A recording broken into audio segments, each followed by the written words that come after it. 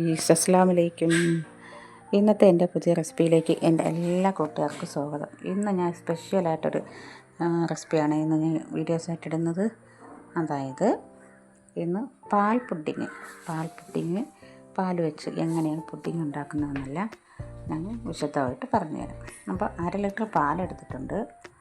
അപ്പോൾ പാൽ നല്ലതുപോലെ ഒന്ന് ചൂടായി വന്നിട്ടുണ്ട്. ചൂടായി വരുമ്പോൾ അതിൽ നമ്മുടെ ചെറിയ കപ്പുണ്ടല്ലോ, അതിന് 2 കപ്പ് പഞ്ചസാര നമുക്ക് പൊടിച്ചിട്ട് കൊടുക്കാം, അല്ലാതെ നമുക്ക് ഇട്ട് കൊടുക്കാം. മധുരത്തിനാവശ്യമായ പഞ്ചസാര നമുക്ക് ആഡ് ചെയ്ത് കൊടുത്തിട്ടുണ്ട്. അത് കഴിഞ്ഞ് നല്ലതുപോലെ ഇനി ഒന്ന് ചൂടായി വന്നതിന് ശേഷം പഞ്ചസാരയൊക്കെ ഒന്ന് അരിഞ്ഞ് വന്നതിന് ശേഷം 2 കപ്പ് കോൺഫ്ലവർ പാലിൽ കലക്കി ഞാൻ ആഡ് ചെയ്ത് കൊടുത്തിട്ടുണ്ട്.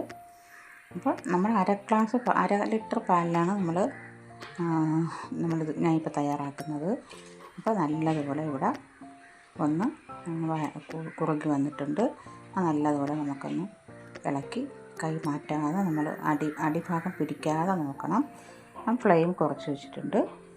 നല്ലതുപോലെ അടിഭാഗം പിടിക്കാതെ ഇളക്കി കൊടുത്തുകൊണ്ടിരിക്കണം, അല്ലെങ്കിൽ അടി പിടിക്കാനും സാധ്യതയുണ്ട്.